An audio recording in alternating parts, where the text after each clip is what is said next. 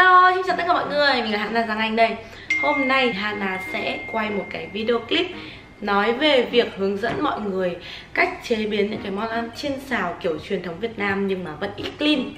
Mọi người cứ nghĩ là ít clean ý thì chỉ có loanh quanh luộc hấp và thỉnh thoảng rang lên, như thế thì nó mới clean. Và thật ra thì không phải. Ít clean là có rất nhiều cách chế biến. Thông thường thì mình nên chế biến nó ở dạng nguyên thủy nhất, luộc hấp thôi, tránh chiên xào vì nó nhiều dầu mỡ. Nhưng mà không thể nào cả đời mình cứ ngày nào cũng ăn luộc hấp như thế được, thì nó sẽ rất là nhạt nhẽo đúng không? Chúng ta cần phải đổi món hàng ngày, đổi kiểu chế biến hàng ngày. Và theo như Hana ăn ý, không chỉ có luộc hấp mà còn có cả chiên xào nữa. Đặc biệt là khi chồng của mình là một người khá là truyền thống, thích ăn đồ theo kiểu Việt Nam, thì mình không thể ép chồng mình là ngày nào cũng ăn cái kiểu luộc hấp giống mình thì chán òm mất. Thế nên là mình cũng phải nghiên cứu ra rất là nhiều cách chiên xào mà vẫn ít clean. Tuy nhiên là chúng mình nên ăn cái tỷ lệ bữa ăn chiên xào ít thôi, còn chủ yếu thì vẫn nên là luộc hấp nha mọi người nhá. Hôm nay thì chồng mình ở nhà đấy, chồng mình sẽ đi chợ mình.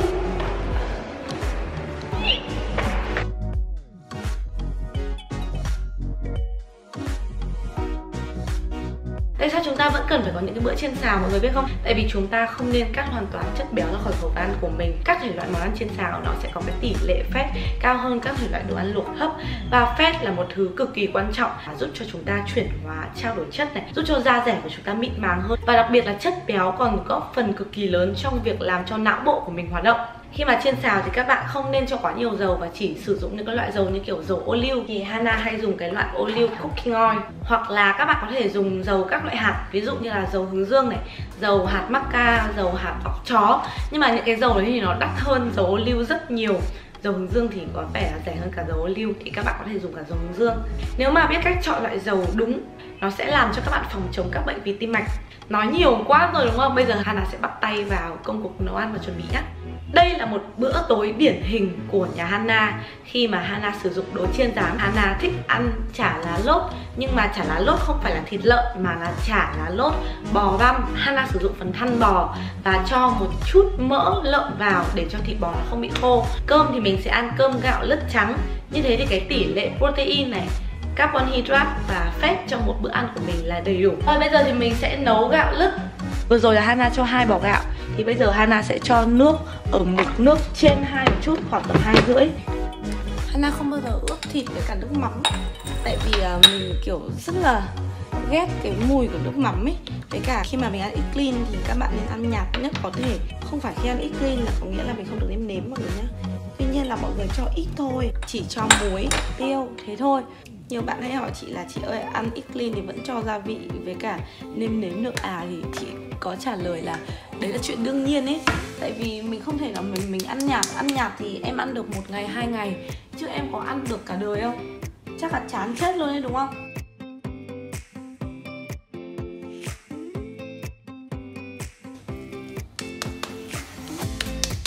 Ôi, nhìn chị này vào đây. Nó bẹt ra. Sướng quá.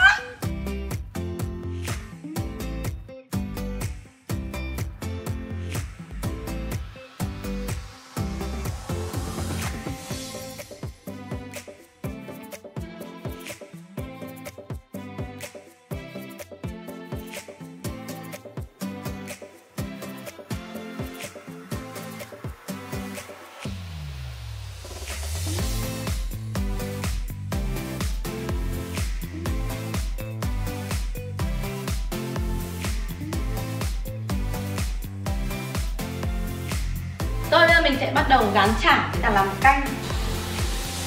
Na thích dùng những cái nồi bé bé xinh xinh như này mà có tay cầm dài này. Nhà Na thì chỉ dùng nhỏ nhỏ như thế thôi, vì nhà Na chỉ có 2 người mà. Hiện tại thì Na đang dùng cái bộ nồi của Elmit, cầm chắc tay cực. Chứ rồi mình vừa làm gì đó. Nhiều khi mình đầu tư tiền bạc cho đồ nội thất, đồ gia dụng nhiều hơn đồ skincare rất nhiều. Và những cái này nó đắt ý, nó đâu có rẻ đâu. Nhưng mà khi mà mình đã mua một cái xịn như thế này rồi, chất lượng như này rồi, mình dùng sang những cái khác nữa, mình cảm thấy kiểu bị tụt hậu ấy. Khi mà chọn chảo để rán thì chắc là Hana chẳng cần nói, mọi người cũng biết. Đấy là mọi người nên chọn những cái loại chảo nào mà nó dày và chắc chắn. Và quan trọng là nó phải xịn. Nói chung lúc nào cũng phải xịn. Tại vì là nếu chảo xịn ấy thì nó sẽ tỏa nhiệt rất là đều. Nó sẽ không bao giờ có chuyện dán cái miếng chả mà bị chỗ vàng, chỗ đen, chỗ cháy, chỗ vẫn còn sống. Nếu là các bạn đã hay nấu ăn thì các bạn sẽ biết là có cái nhiều loại chảo gang mà Hana mua cái chỗ này nó cầm bọc tay rất là êm, nhưng mà bù lại vệ sinh nó cũng sẽ rất là bẩn. Thì tốt nhất là cứ đơn giản cho nhanh. Hana bị mất cái đôi đũa cả rồi nên thành ra là bây giờ không có đũa để nấu ăn, phải dùng đũa này đây.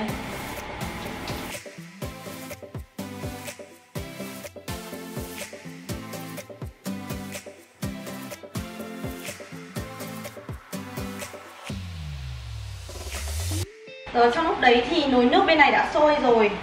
Ui, cầm một cái nồi để sướng đã chắc tay rồi, không nóng tí nào. Mình sẽ hạ nhiệt xuống một chút. Mình thích ăn một bát canh thật nhiều thịt bởi vì mình là người rất thực dụng. Xấu nè. Mình lấy từ tủ đá ra, mình thả vào thôi. Đây là điều làm mình vui nhất. Thế là được ngoáy thịt vào nước. Đây là 2 lạng thịt đấy mọi người ạ. Một nồi canh bé tí của mình nhưng mà phải có 2 lạng thịt. Cái này là ăn theo sở thích của mỗi người thôi nha. Hana là người ăn rất nhiều. Ăn rất nhiều nhưng cũng không bao giờ béo. Tại vì mình tập nhiều ấy. Nếu hôm nào mà mình ăn ít một tí thôi là mình sẽ biết tay ngao ngay. Mình sẽ rất là mệt. Nếu mọi người muốn ăn nhiều mãi, ăn mãi mà không béo như mình, mọi người hãy tập như mình ấy, tập nhiều vào. Mà phải ăn nhiều tinh bột thì mình mới béo được. Còn cứ suốt ngày ăn kiểu eat clean, protein các thứ như này thì người lúc nào cũng fit, không bao giờ béo được luôn.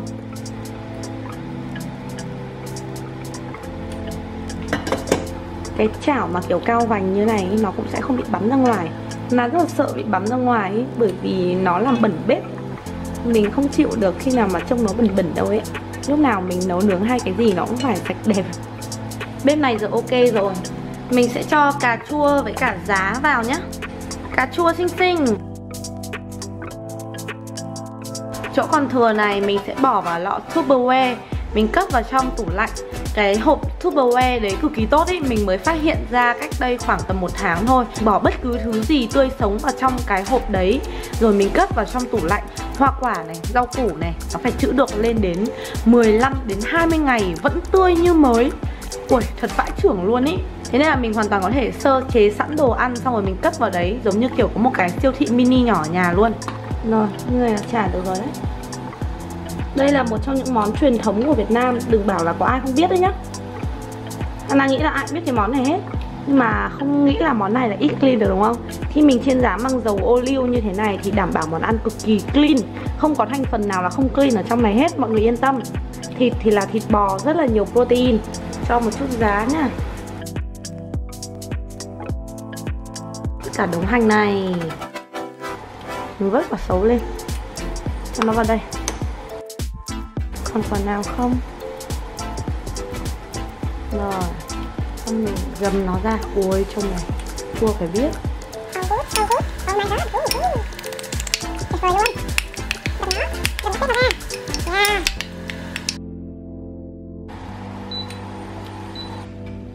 Ủa, mỗi mình đâu rồi? Thơm quá mọi người ạ. Hana thích ăn nhất là canh chua luôn. Canh chua cực kỳ đưa cơm đấy. Ăn canh chua nhiều khi có thể ăn được rất nhiều cơm, được 2-3 bát cơm mà thôi mình phải tém lại mọi người nhé. Ôi, điều xấu quá, ngon quá. Đó, bây giờ thì chúng ta còn thiếu món xào nữa không? Rau xào. Bây giờ Hana sẽ ăn rau cải chip xào. Ta-da! Hắn đây, đã được rửa sạch. Na thích xào rau bằng nồi hay là chảo? Tại vì có cảm giác là nồi nó to, nó khum lại nên là rau nó sẽ mềm nhanh hơn ấy. Quên chưa kể mọi người là Na đang dùng con bếp từ của Elmich. Rất là tiện. Có 3 mâm bếp, thế nên là Hana có thể nấu được 3 thứ cùng một lúc luôn. Bếp này nhập khẩu của Tây Ban Nha. Có nhiều tính năng hay lắm mọi người ạ. Có cái chức năng cảnh báo dư nhiệt để đảm bảo an toàn nhá. Công suất lớn nên là nó nấu ăn chín nhanh cực. Ngoài ra ấy, nó có một cái chức năng là nút khóa trẻ em. Cái này rất là quan trọng ấy, bởi vì khi mà nhà có trẻ em như Hana, nó có thể trèo lên đây rồi nó bấm lung tung bất cứ lúc nào, rất là nguy hiểm đúng không? Thì bây giờ có cái nút này nó sẽ block trẻ em hoàn toàn luôn. Cả bếp cả nồi Na đều dùng của Elmich, nên là Na sẽ để link ở description box cho mọi người để mọi người có thể tham khảo. Ngày xưa thì Na toàn lựa chọn đồ rẻ, bây giờ thì Na ưu tiên đồ đắt và chất lượng. Ở đẹp ăn ngon mới sướng đúng không? Nhu cầu ở, nhu cầu ăn, ngủ là nhu cầu thiết yếu nhất. Thế nên là để có một cái cuộc sống chất lượng thì Nói chung là phải quan tâm đến việc ăn uống. Na vừa mới láng dầu ô liu vào chảo xong. Bây giờ thì Na đã cho rau vào rồi này. Xong rồi mình sẽ cho một chút nước vào nữa.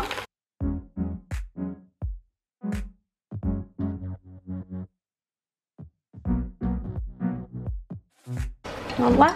Thế này là được rồi ấy. Cho chút gia vị vào đảo lên là được.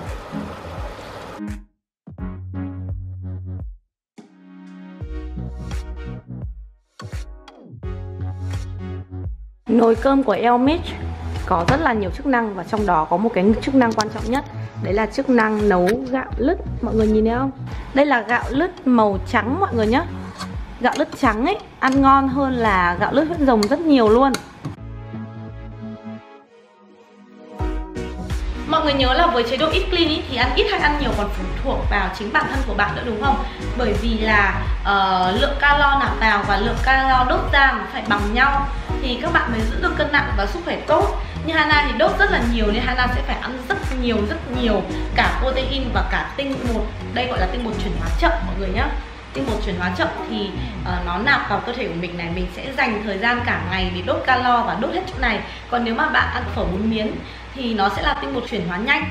Tinh bột chuyển hóa nhanh nó sẽ hấp thụ vào trong cơ thể của mình bụp một phát. Mà thường ăn xong thì các bạn không bao giờ tập ngay, đúng không? Thế nên là nó sẽ ngấm thẳng vào máu các bạn và làm tăng cái lượng đường huyết, và nó chính là thủ phạm làm cho các bạn bị béo. Thế nên là nếu các bạn biết ăn đúng cách, chế biến nó một cách chuẩn chỉnh thì các bạn có ăn gì cũng được mà không béo ấy.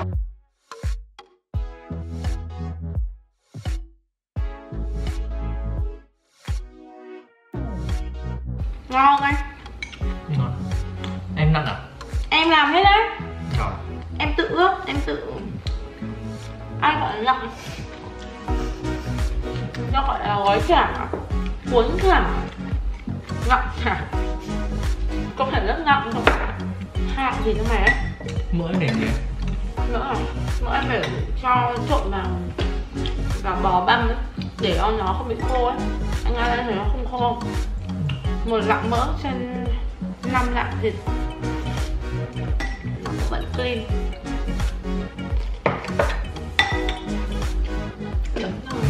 Rau ngon không? Rau mềm luôn. Mà em nấu rau vào nồi mới. Cái nồi đấy nó tản nhiệt đều ấy. Rau mềm nhưng mà vẫn giữ lại được cái chất dinh dưỡng.